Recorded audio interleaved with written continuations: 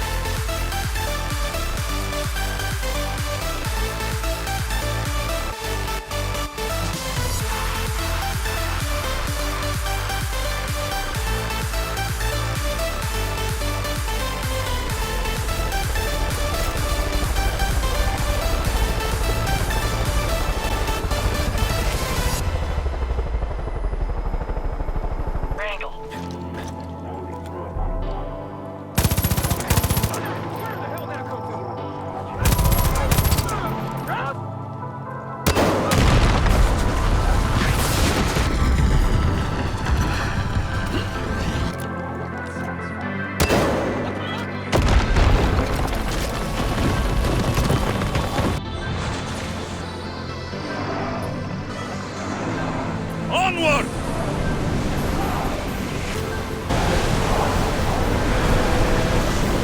Through the battle stations! Bear! Fire! Cover! Steady your Standing closer, and we are going to have a problem. Watch will be vigilant here.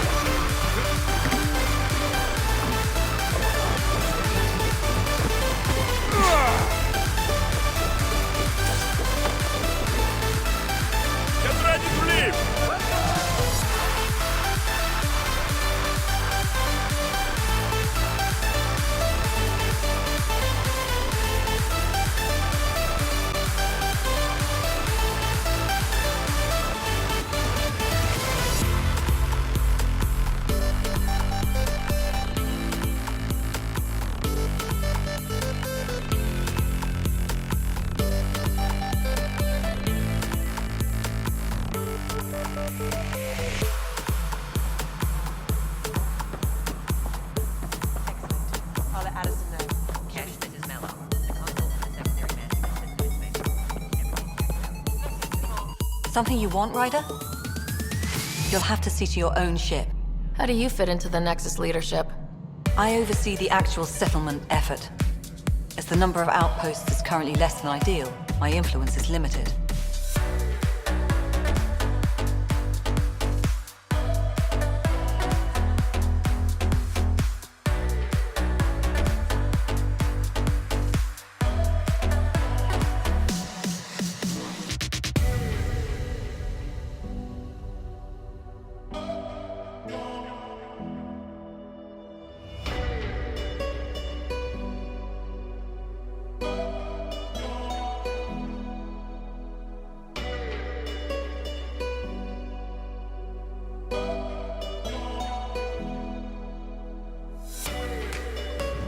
Plus, no Pathfinder.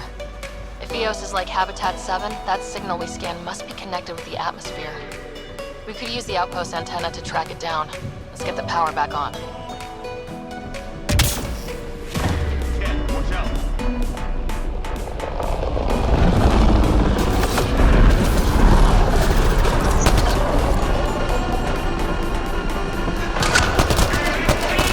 Let's bring the house down.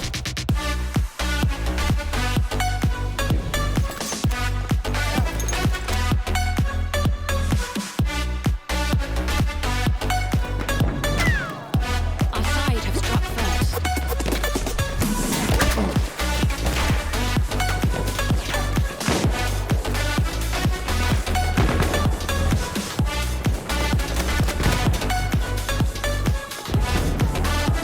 The enemy is in the lead. Throwing grenade, watch it.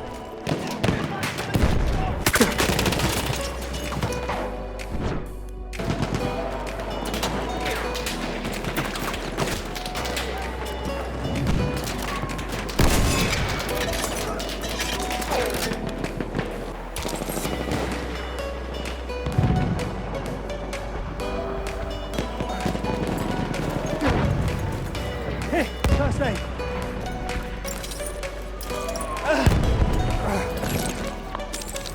Your wounds, I can fix them.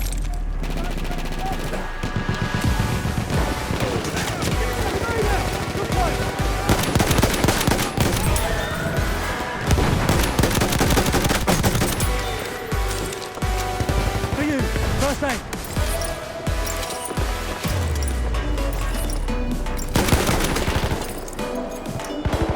Enemy team is in the lead.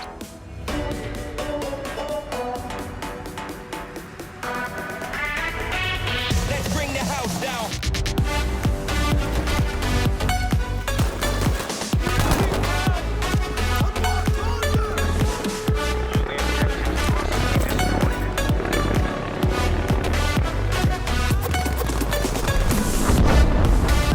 Grenade going out!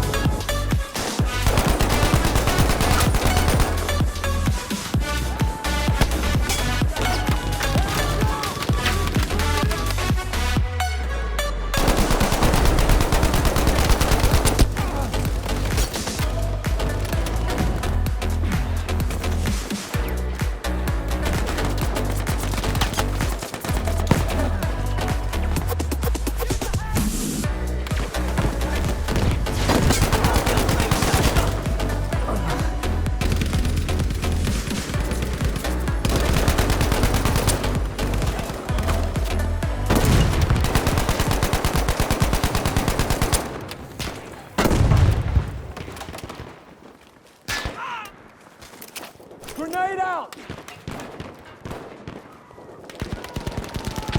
This will fix you.